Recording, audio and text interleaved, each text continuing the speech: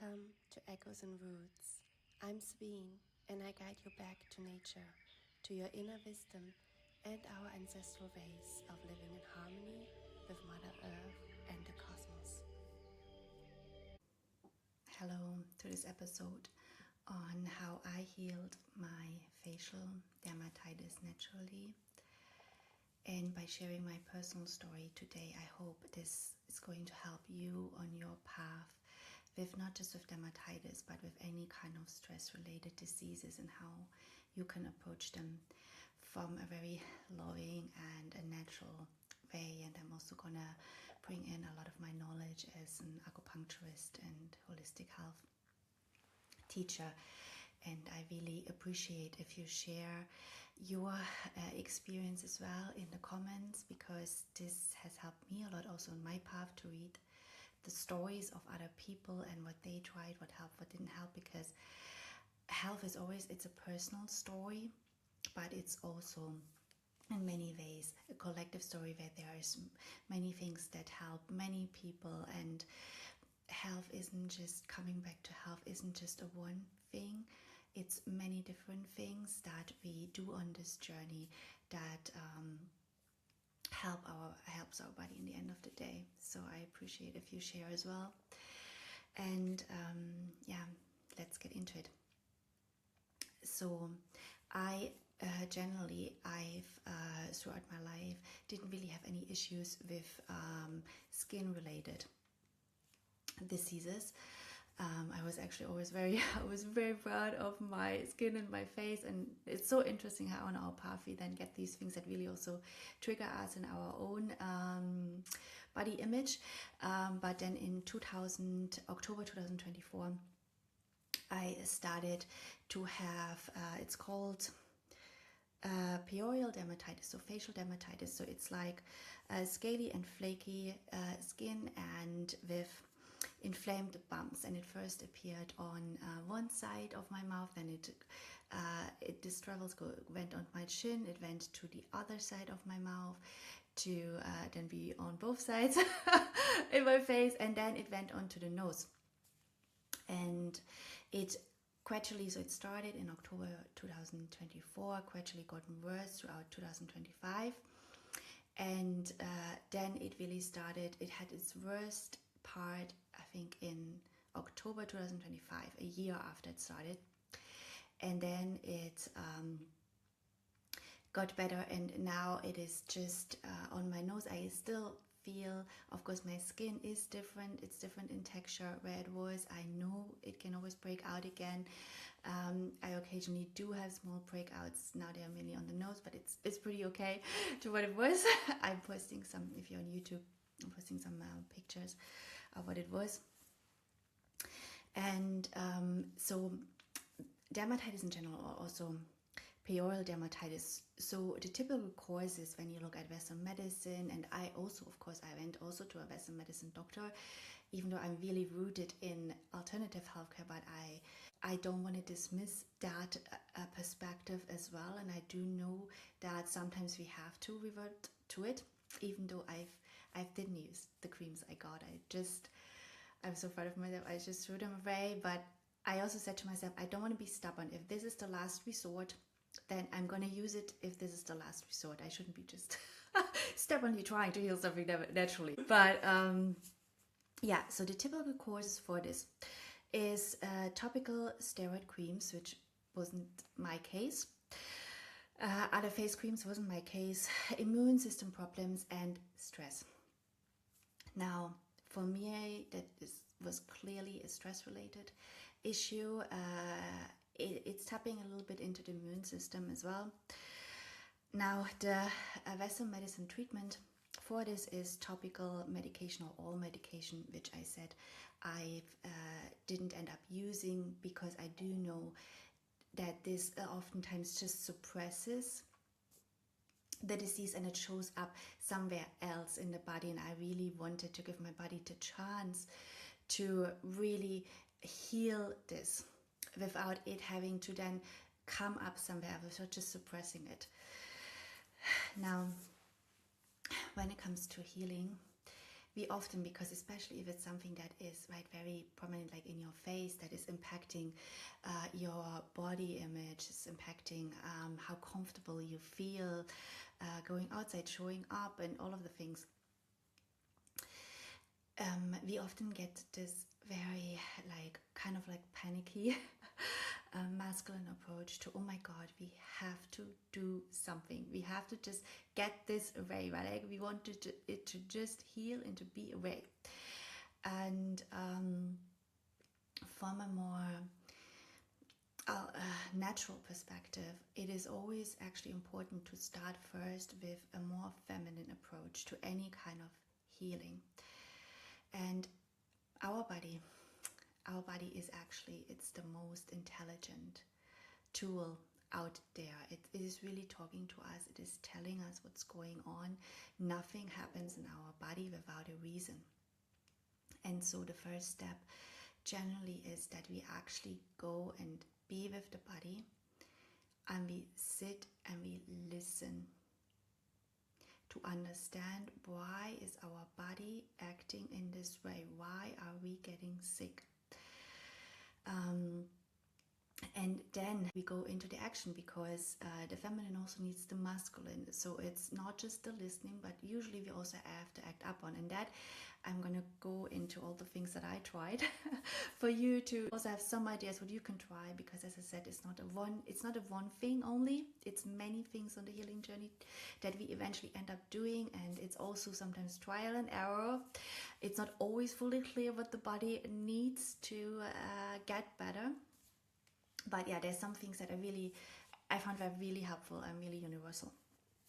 So I started to first, with any diseases, also what I'm doing with my clients in the acupuncture practice, is to really look back at, what happened in your life? You can always tie anything we're having, even accidents, back into life events. So you're going to start looking at what happened in your life 6 months to 2 years prior to you having the first symptoms. Because that what happened in our life, it's creating the emotions, it's creating the emotional stress, which then later basically leads to the physical signs and symptoms in your body. And I'm going to tell you a little bit what happened in my life as well, because it's very typical situations, big life situations that people go through that lead to stress-related diseases like this, that also can specifically lead to the perioral dermatitis. And it's so important for us to understand where something is coming from. So as I said, for me this first appeared in 2024, autumn 2024. Now I've been going since 2022. Between 2022 and beginning of 2025, I've gone through divorce. And for anybody who's gone through divorce, they will know that this is, next to death, one of the most stressful periods you can experience in your life. And it was, I initiated the divorce. It was a very difficult decision though for me to take. Because my entire safety system, my entire identity was built up on being married, being a mother. We have 2 children. We were together for 14 years. We have 2 children who are now 10 and 13. So being a mom, being a wife, I had no income of my own. I was for many years a stay-at-home mom, studying what I really love, Chinese medicine, and different modalities within that field. But I had no financial security, and it was also my primary focus going through the process. First making that decision and realizing that working on the marriage is no longer working. It's not leading to what I need and what I want to experience in my life. So making that decision and also saying, the working on the marriage is just, it didn't work. And then going through the process, and then my primary focus was really to establish a very good relationship, a very friendly relationship with my ex-husband, and to bring my children in the most smooth way that could be through the divorce. And we have managed it. I'm also saying we, because obviously this isn't just one person. This is two people working on there's an immense amount of grief in this, and sadness, and that this didn't work out, and that the plans you had and the dreams you had just it didn't, in the end of the day, it didn't work. And so for two people to work through that and to come to good terms, and it's an ongoing work. So there was also many times where I just had to stuff down my own emotions because I had to be there for my children, and for others. So I had to process a lot of, even after the process, even like in 2025, I had to process a lot of emotions, from the breakdown of the life I knew. My family was everything to me, and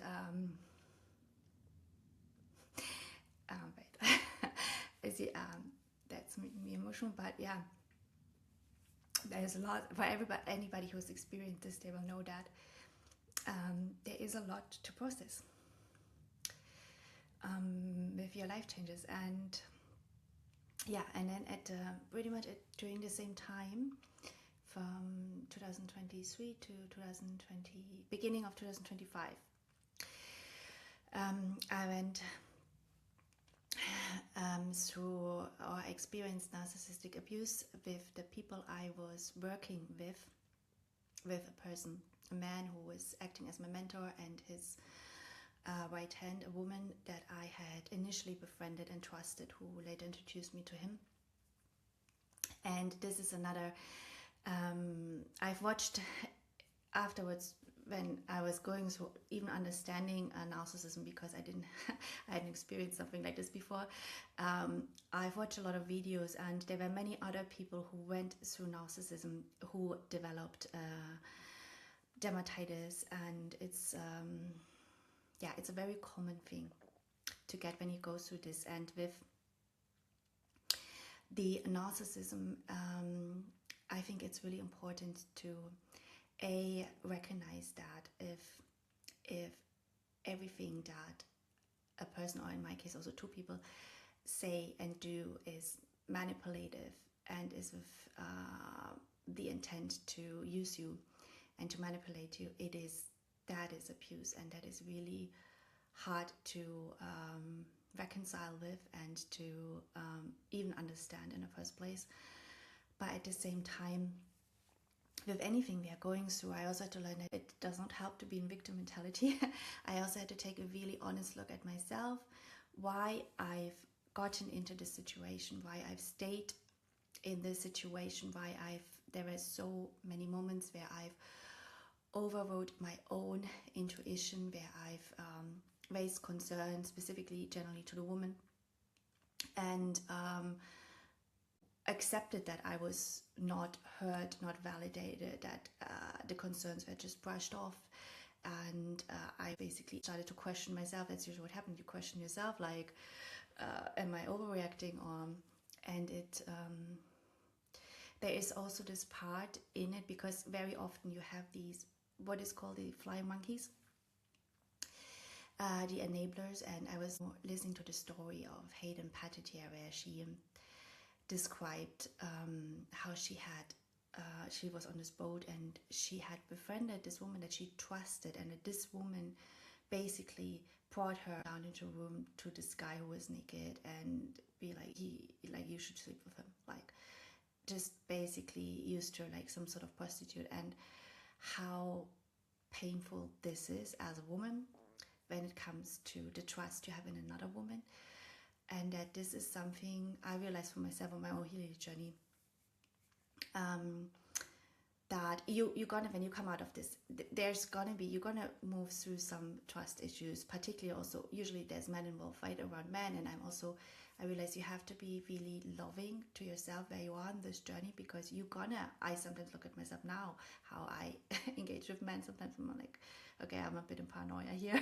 I'm a little bit irrational, what I just said and did. But it is a journey. It is a journey to learn to distinguish between your intuition and paranoia. But it's also a journey with women to really like respect yourself and create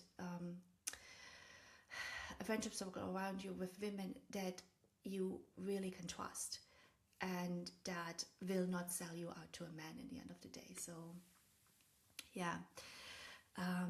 And then, because this happens, I was working back then in the new age, and because this was a little bit also a cult setting, so I exposed them publicly for the very harmful things they were doing in general. And that was also very stressful. That happened beginning 2025. It was very stressful as well. And then I had this whole deep dive. My entire worldview changed. I literally, like, I think I went very innocently into the spiritual field and into the new age, and then my entire worldview collapsed. And in 2025, when the dermatitis got much worse, there was also the time where I took a deep dive into everything that was going on, into also myself, my own shadows, what was my part in all of that, and what are my traumas. And it's just, yeah. So it was, all in all, it was a lot that happened. It was a lot of stressful events, a lot of very emotional events, and I feel very deeply. And yeah, I'm gonna come to one of the big things for the healing, around the emotional regulation. Yeah, but then you look at the life events, and then you start to look not just at the life events, but also at the lessons from these life events, because that's why I'm saying we can not go into victim. We will a little bit. It's natural. We go a little bit first in victim mentality, and then you have to get yourself out of it, and you have to be like, okay, looking at this. Okay, I obviously, for my own growth, for my own path, I wanted to go through this, and I am now. I'm a very different person now. I've grown tremendously. I've grown tremendously through these experiences, and I'm very proud of the woman that I am, and the woman that I'm also becoming every single day. And yeah, sometimes goes good, sometimes it's not so great, but I am proud of the steps I took. And so I was also really looking, what are the lessons here for me? Because if we don't look at the lessons keep on repeating. And ideally, we don't necessarily want that. We do want to like learn out of these life events, and make the necessary changes to basically go forward in our life in a different way. And for instance, with the narcissism, like, we will always encounter, like, you cannot prevent meeting people who are very self-serving, but you can work, right, on trusting your own intuition, on respecting your own needs, on setting boundaries, so that you deal with these people differently next time. And you're also not gonna even like be in a way attracted to certain settings, because it's already off-putting. Like, you already worked through your own whatever ego projections that led into that. Now, so I looked at the life lessons. There were many life lessons. It's always, it's like so for me, the life lessons, I think that understanding the life lessons and actually acting upon them was a major part in the healing journey. That's why I'm also saying this and sharing this here, because this was major. So one, of course, was trusting around my intuition, and it's sort of path now also sometimes to be in between, like, is it paranoia or is it my intuition? Oh my god, it might be paranoia. But yeah, it's like, but trusting the intuition, respecting and voicing my needs. Wow, it's been such a path for me to literally voice my needs. And actually my whole course, I'm going to tell you about this, is going to be about that. my whole next healing course. And then setting boundaries. Setting boundaries, so important. Yeah, I really had to learn this. And I made another podcast on the abandonment wound when you are on the journey of setting boundaries, because sometimes what prevents us from voicing our needs and setting boundaries is, of course, intense fears of abandonment, or is this need for outside love and outside recognition. So I'm going to link that podcast in the show notes, because that is something I worked a lot on the abandonment wound. And these wounds never fully go away, I think, but, or maybe they will one day, I don't know. But I can really see it in myself, how I'm more and more comfortable with, just silence between people, or with me just saying something and then whatever the outcome is going to be, and things like that. Then I took a very deep dive into my own shadows. Yep. And what the important part is, and I mean, this is ongoing, this is our whole life, because our shadows don't just go away. There's different layers of our own trauma and our own little things. And what is really important is to learning to accept the shadows and love all parts of yourself, including the shadow parts and including the parts where I don't know, you mess up things, you don't show up great, you act out of your own wounds, you act in very rational ways. It's a journey. Healing is a journey, and life is a journey. Life is a journey. So it's really important, and that also, in this way, I had very high expectations on everybody, including myself. And that is something that I'm continuing to work on, to get off the high expectations, because nobody is perfect, including me. There is no perfect life. There is no just all bad is going to be gone.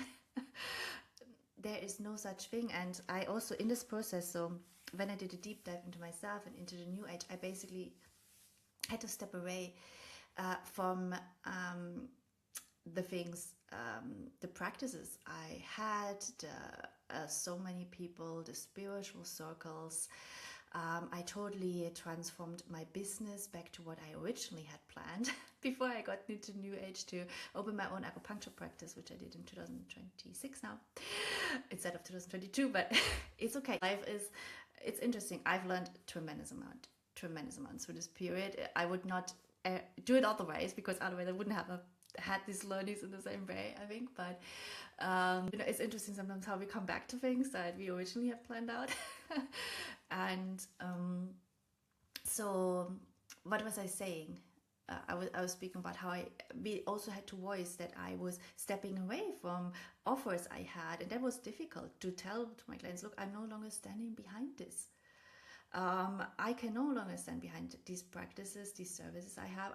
I need to just throw it out, transform it, and do something that is really in integrity with me. And that's not always easy, but I think if you want to be an authentic person, if you want to live in integrity, it's important. And you will recognize, you lose some people. Not everybody will understand your path. But I think what is most important is that you yourself, you are in integrity. And you live that life where you fully can stand behind what you are doing, and where you sometimes can admit, look, I've kind of been on a path that wasn't great, and now I'm stepping away from this. So that was a big part also for me, even to show up to people and be like, these were maybe my own things that got me into the cult. And then, huge learnings around self-worth and self-acceptance. It's ongoing. And of course, I had a lot of learnings around ego death and power.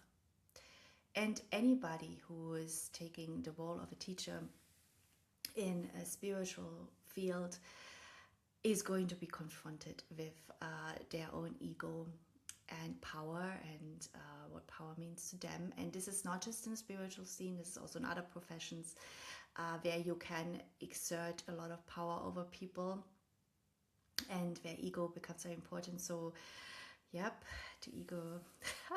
The exploration into the ego is a very interesting one, and a little bit confronting at times as well. But that's why I'm saying you ought to develop love for yourself and acceptance for yourself, and not take always your life so serious as well. And just know, yeah, we're all here on our learning path. Yeah.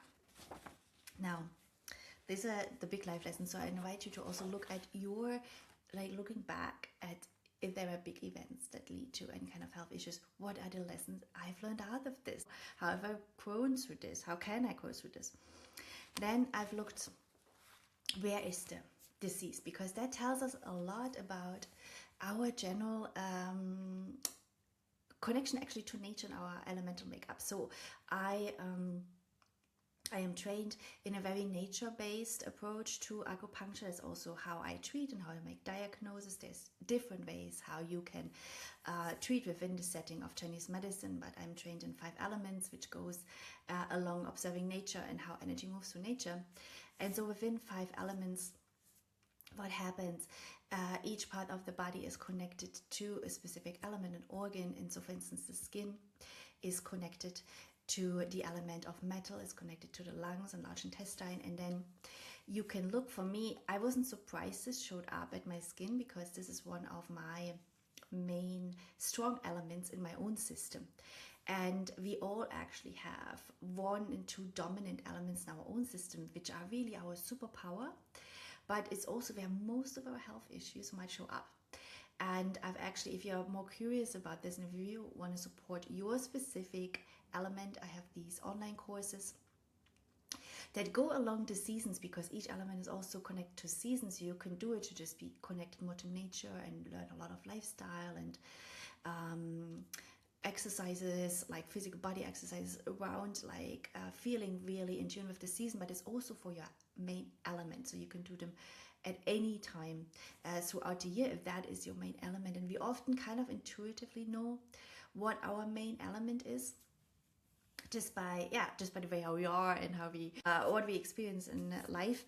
And so for instance, with the metal element, because everything is around emotions, like literally all we are treating in acupuncture is also, it's always around emotions. And then of course it shows up in physical symptoms, but emotions are the basis of everything. And the emotions that were coming up for me a lot was like around grief and letting go. And that's obviously when you go through divorce, there is, as I said, there is a lot of grief in this process. And there's also the letting go of a life that you build. And as women, we are creator beings. We put a lot of effort into the families we are building, and into the lives we are building. And yeah, to let go. Then I also had, of course, my whole journey in the spiritual scene. I think when you are spiritual or you have a specific worldview, of course, you are looking for community. And I think this is also what was a lot of my experience. I was really looking for community, for people who understand the world how I understand it. And then I had to realize that most of these communities are just not safe and not grounded and not really healthy. And that isn't just the New Age, it's also the communities that often people go into after the New Age. So the New Age to Jesus, the freedom teaching community, etc. And I had to let this go for myself. And now, luckily, I have a couple of people in my life that are also deeply spiritual, because I am still deeply spiritual. But I had to let the communities go. And so but I now have a couple of people in my life that are also deeply spiritual, that I can share my experience with. They can share their experiences with me, but they also had to step away from any kind of groups and communities there, just because there is just so much going on in these communities at this moment that is not necessarily really good. And it is sad, because we are looking for belonging, especially with spirituality. And it is when you can count a couple of people who understand you and understand the world in a similar way as your close friends. So you can count yourself lucky. And So yeah, with the, as I said, there is underlying emotions that you have been dealing with in your healing journey, and it's really good. So for instance, so the metal lung, like the skin, if there's any skin issues, a lot around grief, letting go, any kind of more issues around, like if you experience a lot of fear, there might be more issues. It's usually around it's water related, kidney related. So it could be low libido, could be kind of like low energy, burnout sort of things. Wood types are really interesting. They experience more like the impatience, the anger, but it can also be feeling a lack of direction, lack of knowing what you want to do with your life. Yeah, heart types, of course. The heart, it can be insomnia. Insomnia can also play in a little bit with wood. Fertility issues can be wood, water as well. Heart types is more around, yeah, and of heartbreaks, insomnia, all of these things. And the earth element is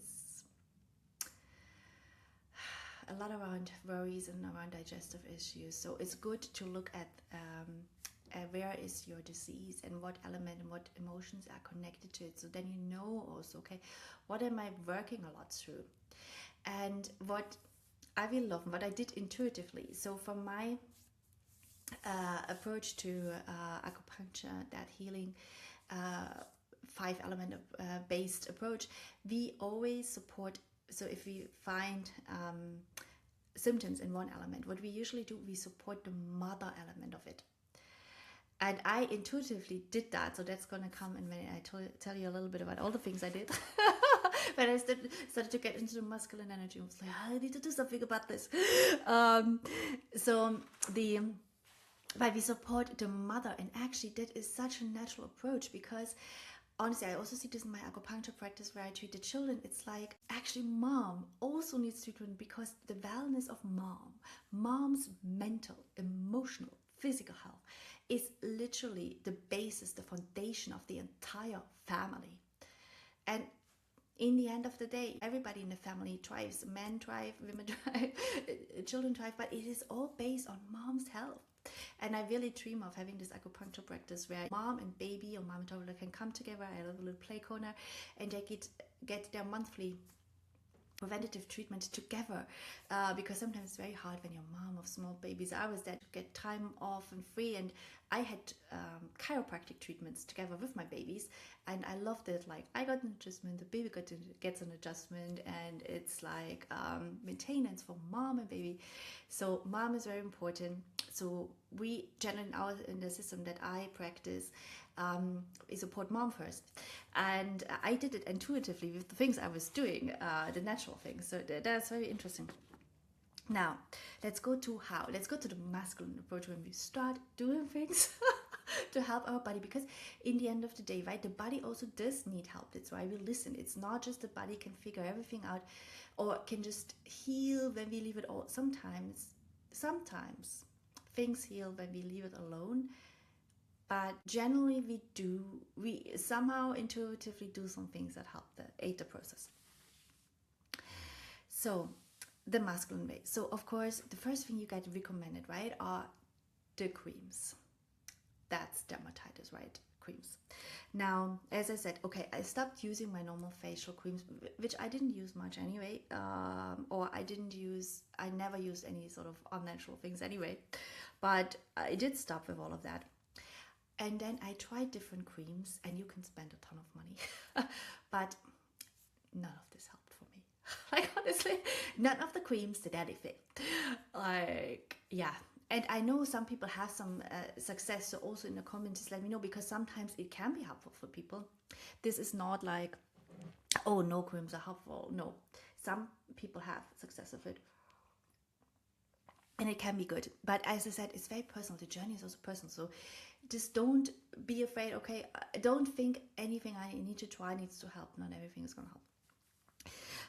What I did though is, so at some point, okay, when it was very flaky, I didn't even feel like touching it. But at some point, I was like, this is an area of my body that is actually helping me to deal with all the emotions I was going through. And luckily, if you have something in the skin, it's not great, but that means your body is dealing like with the emotions on the most external layer, which is the best way. Because the moment the body stuffs the emotion in deeper layers, we're getting into deeper, more difficult health issues. So actually having something with your skin it's not great, but it isn't necessarily a bad thing because it's the outer layer. So yeah, so let's for a moment just hold your skin somewhere, because our skin is amazing. Just touch your body wherever and feel for a moment that organ.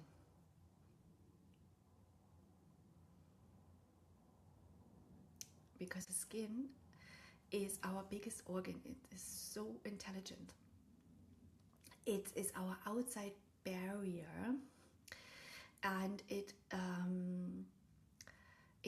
gives us so many signals, so many signs. And I was like, oh my god, I have something on the skin, but I'm not giving it real love. And in the modalities that I teach, so I also teach meridian yoga. And in meridian yoga, as part of all my courses, we do a lot of self-massage, because we massage the meridians, the acupuncture points, we massage the skin, because it's so important. So at some point when the flagginess has gone down, I started to massage my face, also to really release the stress in the jaw. And one thing, actually, jaw is also related to stress in the hips. So I sometimes I did some hip yoga, but whatever I feel like. But I'm more like, I just massaged the jaw and the face. And then, so the natural things I did, I started to put aloe vera, the veal plant. You can just buy it. It's very like, and then you cut it up, you leave it in the freezer, and you have for forever. So I started to put real aloe vera from the plant on my face. It is amazing. And then under the shower, I massaged my face with raw honey, and it's amazing. It's the best health hack, or like beauty hack I've like come across. And this is also, I come across this from somebody else, right? So that's why something is really good. We're sharing these stories. And that was also a person who had outbreaks, stress outbreaks, acne on her face, and she started to do that. And yeah, really grateful for this. I'm still doing it because it's nice, and raw honey is just so good for everything. I mean, and it's anti-inflammatory and all the things. So yeah, that is kind of the natural things I did around the whatever creams. Then okay, next thing, diet. So diet, actually, if you have a skin related issue, diet is related to the mother. So doing something around your diet, your gut health, as well as stuff like that, is a good, it could be a good approach. Now for me, so I started to experiment to cut out all kind of things. And from Chinese medicine, I do know that, for instance, dairy can lead to more skin inflammation. So it was at some point when it was really bad, it was good for me to cut out dairies and eggs. I cut out gluten at some point, all kind of stuff. But I really wanted to come back to a place where I eat everything again. I was really asking God. I'm like, God, I love food so much. I cannot live in a reality where I have to avoid certain foods for the rest of my life, kind of thing. And I am so grateful. I went back this summer, yeah, or a little bit before that already. I went back to eating everything. And I love it. And I'm so grateful. But I did have to cut out for a while some things. But one thing I actually did, what I reintroduced into my diet, which was one of the best things I've done in the last years, I reintroduced meat into my diet. Because I realized I need to support the mother, which is the earth element, which is around blood and digestion, and also skin. My skin is not directly related to blood, but I just had this intuitive thing. I need to do something about my blood, and blood health can be strengthened with what you're eating. And I've been to the new age things, like I've tried with some, what is it? I even forgot the word now. The diet where you don't eat any kind of meat, not just vegetarian, vegan. Yeah, exactly. I tried a bit vegan thing, but it just wasn't good for me. That was not the right thing for me.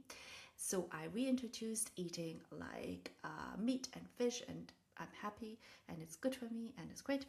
Protein, it's are important. So yeah, sometimes you have to also bring things back. Things to take it out. Then in terms of products I use in the home, so I removed all SLS, that's sulfates. And of course also fluoride, but I already had done it previously.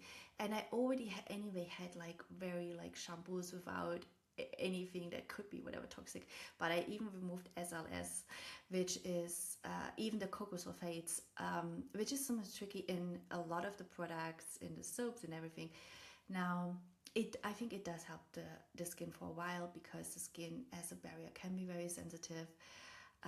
I don't now need it every single, with all the products that I'm using. I'm also sometimes just using normal shampoo if there's nothing else, but yeah, I think it can be helpful.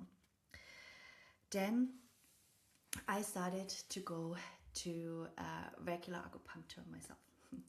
Now, of course, I'm an acupuncturist, right? And I do home treatments as well. But the thing is that, like always, we have the profession bias kind of thing, where sometimes we need to see from somebody else's perspective, but it's also about you having someone else take care of you. You getting something nice, and this is so important. And also, especially as an acupuncturist, or if you work with energy, if you work in the healing field, you anyway have to maintain your own energy very, very well. You have to do so many things, and I already do things daily for that. But it is also just really nice for me to get treatments, to get pampered by somebody else. And the thing is, I go once a month, and I'm going to continue to go, because this is also about prevention. So acupuncture, especially also the kids acupuncture that I do, and I don't use needles for anybody. That's my style. But anyway, so that literally was developed originally. It wasn't developed just to treat things. It was developed as prevention. Because we can catch, if you see somebody once a month, we catch anything before it moves deeper in the body, which is so important. We on an ongoing basis just regulate their emotion, because we never prevent us going through stress, through grief, through life events. It always brings up emotions.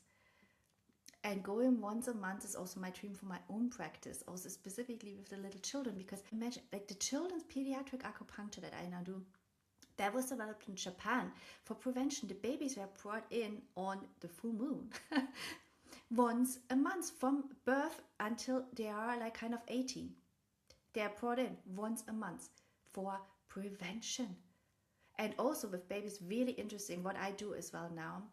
There's a specific point I treat every single time as part of the protocol that is preventing, literally, the attack and attachments of dark entities. And they were doing this from baby age on.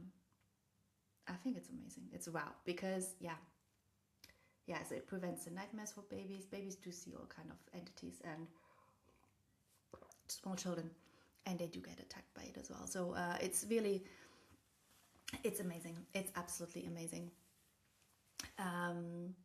Wait, where was I? So anyway, so I go once I started going. It's really nice. I love it. And okay, the next point. The next point is so important. So important. I cannot stress the next point more. Emotional regulation and inner work. This should be above all the other points I already told you about. As I said, thinking about, okay, what has happened? Why has it happened to me? And what are my own traumas and my own fears and patterns that are playing into this here now? And the inner work is an ongoing theme where we understand ourselves better, where we understand the wounding we are carrying, and where we're going to work with this. This is so, so important. And then the emotional regulation. Like I really also needed to learn, like I feel very deeply. I need to make time for feeling those emotions. I cannot just always like stuff it down and then continue with my day, or think I need to work or produce. And what happens then, it's all building up until at some point it explodes. And that is not good, because then we are just in reactivity all the time as women. And this is not good. It's not good for ourselves. It's not a safe environment for our family, our partners, our children. So it is so important to deal with the emotions when they arise, and to understand, okay, what is it? And then to deal with the mind, specifically with the ego, because the ego is going to try and attach all kind of ideas and voices to the emotions. Yeah, and for me to really also recognize, I am feeling deeply. That's not going to go away. That's also my superpower. That's why I can sense into energies, and I can sense into places, and that's why I can communicate to trees and to the soil and to water and everything. But of course, I feel deeply in all life situations. And I also then need to make room to just process what I'm feeling, and sometimes be just like, okay, now I just feel that right now. And I know, like, I have a lot of Cancer placements in Cancer. I think Cancer is very interesting, because you can feel totally down a couple of hours, you feel the best. And yet I call it moodiness, but it's just what it is. It's just you're going through a lot of emotions throughout the day. And yeah, and I realize I do need to make time for these emotions. And then next one was nervous system regulation. Wow, I made it my absolute priority in my life to create peace for my nervous system. This was so important, to look at what are the what is my safety actually. How do I define my safety, right? Am I creating safety out of me, or am I attaching safety to financials, to a partner, to whatever? How do I create safety within me? And how do I do things to regulate my nervous system, to have a calm nervous system? How do I go about my day, every single day? How do I go about the things I have to do? How do I go about dealing with the emotions of the kids? What do I need in this? And I've learned so much about nervous system regulation in the last years. It's it's been a really amazing journey with that. And doing the things that suit my nervous system. And it helped me calm down. And yeah, and then of course, wow, one of the big things for me, boundaries. Learning to set boundaries. That has also to do with creating peace, right? Prioritizing peace in your life. Okay, what do I allow in my life? And sometimes it's boundaries towards our own ego, towards our own mind, getting out of this constant mind chatter. Boundaries towards the information we are consuming. Also, even for me, getting out of the new age was like, that's a boundary. This space is just like, it's killing my nervous system. It's killing my sanity. Like, I need to get out of this. I can be spiritual, but not here. And yeah, setting those boundaries for ourselves, setting boundaries for people, really tough. That's why I also said you need to start at your, for instance, abandonment, like kind of like your attachment style in a way, and your abandonment wound, because that can prevent you from setting boundary. If you are too worried, if you cannot allow like a little bit of friction in a relationship, then you set the boundary. Because yeah, then when you, and often it is, okay, we're setting the boundary, and then we often have to enforce it, because people actually not get the boundary in the first place. And then it's again, okay, am I gonna stick to this boundary? And can I allow silence or friction in the relationship without going crazy that, oh my God, I might lose this person, or I might need to people please here. And I was also in general, I'm very prone to overgiving. I'm still learning so much on this, where I'm just like, where am I overgiving? Where am I overgiving just to also be liked and loved and accepted? And and setting boundaries there from my own overgiving in situations and my own, yeah. And then, because then what happens is with the overgiving, you start to build resentment. And that is not great even. That's also a big thing I learned is from my marriage. It's there where we as women, we can so easily fall into this place of just giving up all our needs and just giving for everybody and literally over giving all the time. And then we build up on resentment that we don't get more help. Yeah, we do everything ourselves, blah, blah, blah. But yeah, we haven't set boundaries in the first place. And we haven't enforced the boundaries, because anybody, also as lovely as men are, but if it's comfortable for them, they will take the comfort. And the woman ends up doing a lot of things. And you have to put yourself first. You really have to learn to put yourself first and foremost. Also from the needs of your children and the needs of everybody else.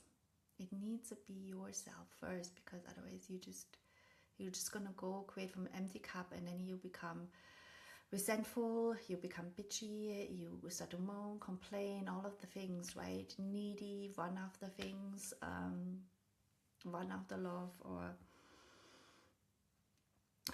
yeah. And then I did things for me, because it was showing up in the metal element, in the skin, lung, and the mother of that is earth. And this is very intuitive. I started to do things that really support the earth element. And this is fun when you do this exploration, see, okay, where does the stress-related disease now shows up in my system, and which element, what is the mother, what can I intuitively do? So what did I intuitively do? I started singing, having singing lessons, really confrontational, but really good for me. I started, of course, here, I'm up here, playing the harp. This was so nice. I started knitting. I really spent gardening, put huge effort into my garden as a meeting.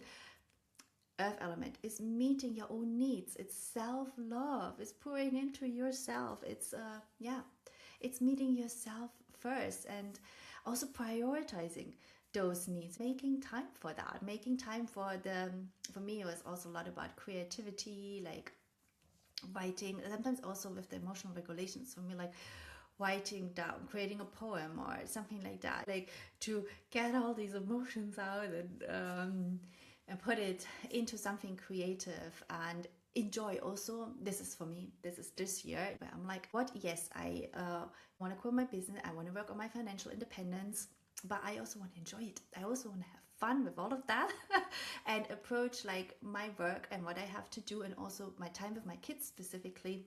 And sometimes it can be so much like the school weeks, the homework, the lunches, the everything. And I was like, no, actually I want to have some fun and all of that. That is really my priority right now.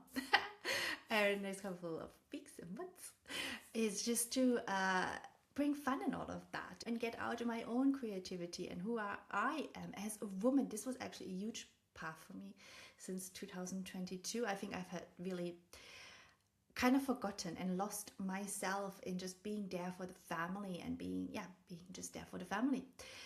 I forgot who Sabine was, because Sabine, before I got married, before I had children, was like this really free, kind of spirited, like very independent. I was a very independent woman before. And then I got into a total dependency, financially, emotionally. And I was like, oh my God. And then sometimes you can lose yourself. You can like, how can I crawl out of this? And then I remember Sabine from before. Remember who Sabine was, and who Sabine still is to the day. But you can, as a woman, you can lose yourself. That's why I'm saying you need to put yourself first and not forget who you are as a woman, and deep down, and what your passions are, and live that and make time for that. Who you are as a creatress. And so I've in these last years, no matter how difficult some of these moments were, like I've also really put into like bringing Sabine back, and bringing Sabine back even in a deeper way. And it's nice, it's fun. And my new course it's born out of this whole journey of me learning to speak up, putting my needs first, listening to my body, like voicing boundaries. So my new course is Women Who Sing Themselves Home.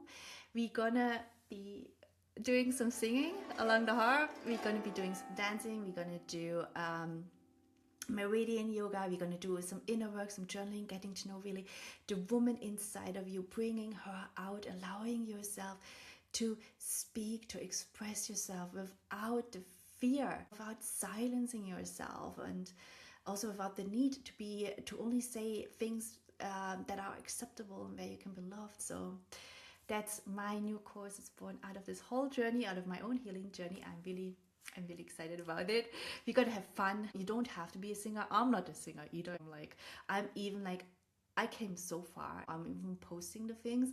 I'm singing, even though I'm like, I absolutely don't feel like I'm some sort of stage persona singer, but I'm just like, Sabine, push yourself. It doesn't matter what people think. It doesn't have to be perfect. And I'm just like, no, I want to share so other women also see I can allow myself. I don't have to be perfect, but it's just in me, this thing. I want to experience the joy. I want to express myself. So it's why I'm also posting imperfections for you to also allow yourself. And yeah, so the course starts the course starts 7 October. 7 October, we start with Women Who Sing Themselves Home. 6 weeks journey. It's going to be really nice. So I'm putting it in the show notes if you're interested. Yeah, I'm looking forward to it. And that comes into the next point, actually, which is a huge part of that healing journey for me, right? Also with the harp, is the love for my body. So the really interesting thing is that when this whole dermatitis really broke out, that was also the time, specifically beginning 2025, where I, for the first time, started to really feel this draw to make videos for my social media. And before that, I had intense fears of being seen. Intense. Like, I was extremely, not so much in my 20s, but before that, I was extremely shy child. I kind of switched all the time between extremely child and being very social and a really social butterfly, and it's very weird.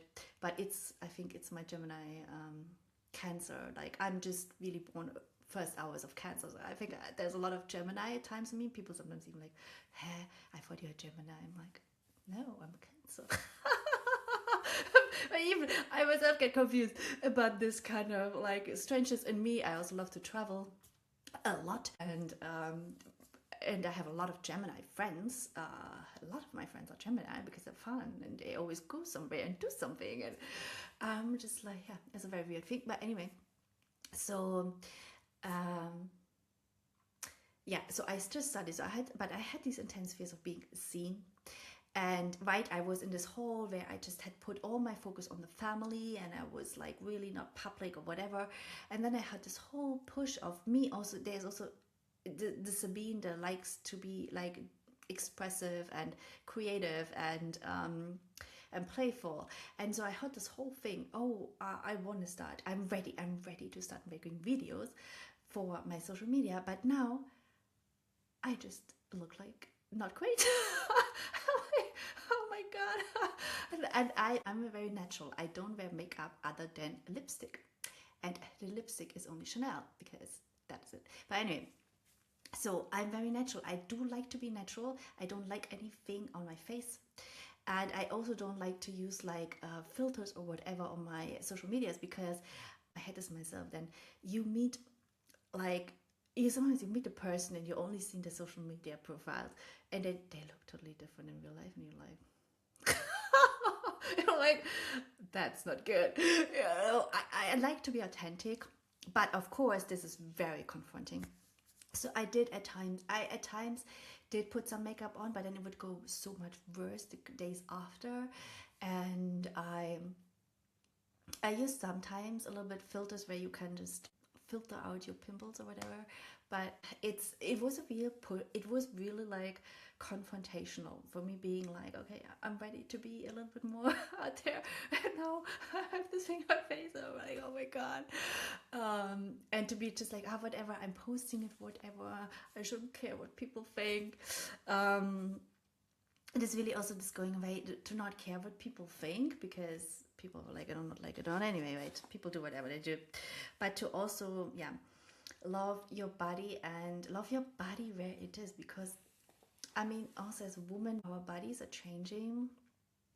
There's age coming in as well, and we're just, we're always somehow asked to be in acceptance and be in love for the body we have, and also for what the body goes through. And I know now it's even like it's still a little bit a different color than it was before, and might never go away. It might still, when I go through stressful period, break out, and then always be a reminder of. It's going to be a reminder of Sabine coming back into Sabine. I think that's what I'm going to make it a reminder of. It's my own journey into my own power. So and how the body goes through it, and then so love for your body is another point. So let's go back. What is all the things I did? So you can experiment with creams, diet. Oh, I didn't remember the supplement. I did experiment with supplements as well. See, I forgot that. So I did take some probiotics, because it's also gut health, really important. Also for skin health. And I think the probiotics did work. I took some diatomaceous earth. This is kind of like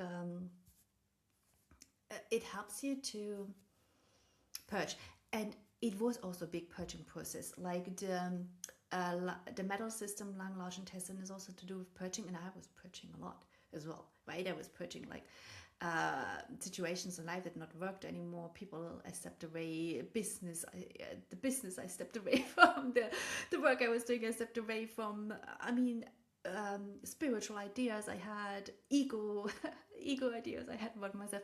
I did have to purge a lot, so that helped with the purging.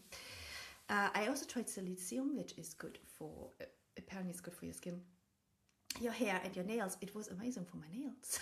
My nails are very nice, but I don't know if it's good for anyways. So I removed the SLS. Oh, one other thing I also haven't mentioned. This is, of course, as a woman, this was also hormonal for me, in the sense that, of course, this breaks out more when I have my period. So I also, in many ways,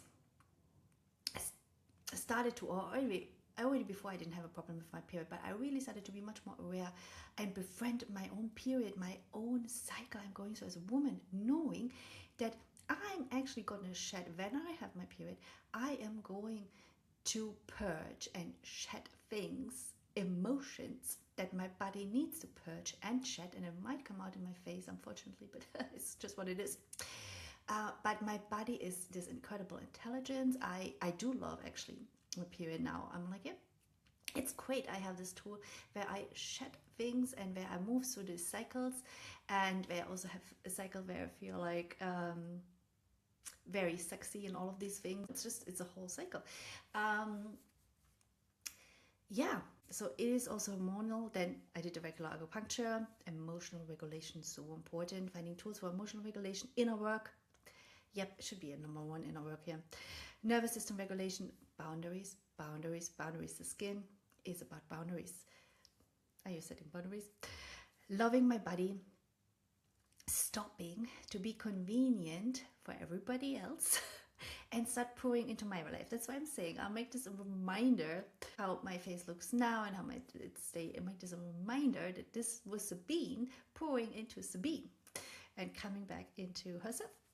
And then one other thing is having the right people around me, having the right women around me.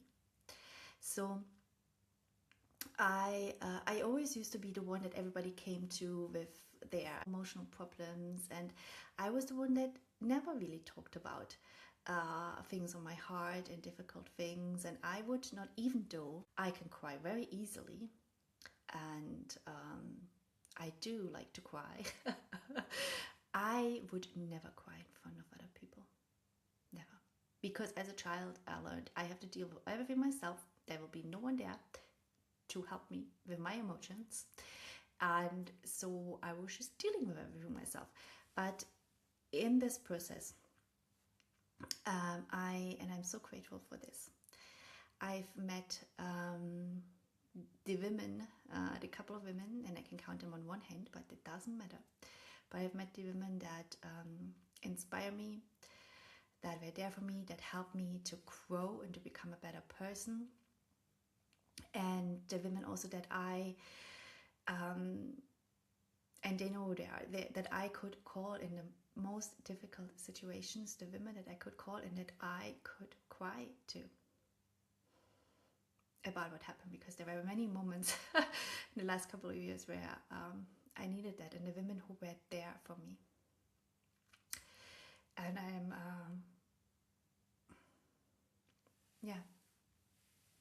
I'm really grateful to have these women in my life, and the women that remind me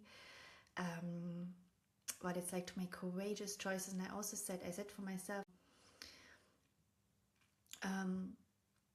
I want to have these women around me who are courageous like me, who build their life, who do the inner work, who continue to strive to become a better person, or not a better, or understand themselves more and do the inner work, and who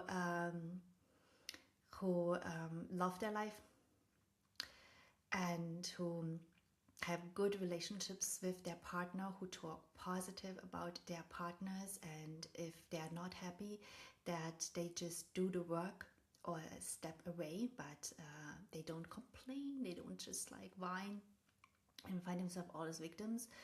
And the women who inspire me, who just grow and create that incredible life.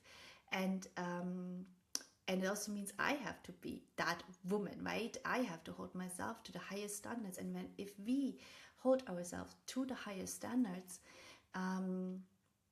it's also important that we have the people around us who reflect it. And it naturally will happen. And I have these women now in my life, and I'm so grateful. I'm so grateful because they are there. They help me to grow, and they inspire me. And it is important as a woman, as I said, it's really important as a woman to have to look at who are the people around me, who are the people that I pour into, who am I as a reflection of the people around me, people closest to me. And if I hold myself to the highest standard, and if I want to grow into a specific woman, because I'm the creators. We are the creators of this life, specifically women. And so of course I do want to surround myself with women also. I've now women who are very creative and who are very feminine as well. And but it's also about ourselves. Are we that? We have to become that first, and then the rest also follows. And last but not least, of course, time. This was this October 2024 to now end of August 2026, and it's not entirely gone. It took time. But it was also my process. Sometimes we always want to be already somewhere. We always compare ourselves to others and we're like, why am I not there? And why don't I have that? But we are on our own journey. For me, there were so many aspects of this journey and still continue to be. And that journey, that is your journey. You're going to be at the right place in the right time for your time. So yeah, that was, I hope this inspired you. I hope this is going to help you on your healing journey, no matter what you have. And to also have the trust into yourself and into your body. If you say, what? I'm going to make the commitment to listen to myself, to pour into myself, to prioritize my healing and my needs. That, yes, it might take time. It might take some trial and error, but it's going to happen. It's eventually going to happen. And to love yourself and your body through that process, because the body is, of course, I think it's really important to love your body through the process. Because the body is the expression of our soul in the end of the day. So, as I said, if you want to go on a journey of opening your own voice and your creativity is all a little bit common in my course, Women Who Sing Themselves Home. The link is in the show note.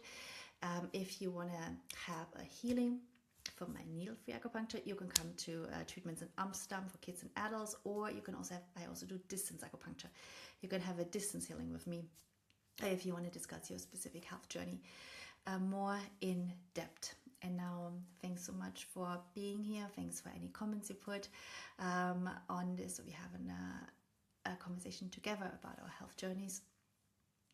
And yeah, until next time, bye-bye. Follow me on Instagram at Echoes and Roots for grounded spirituality, ancient wisdom,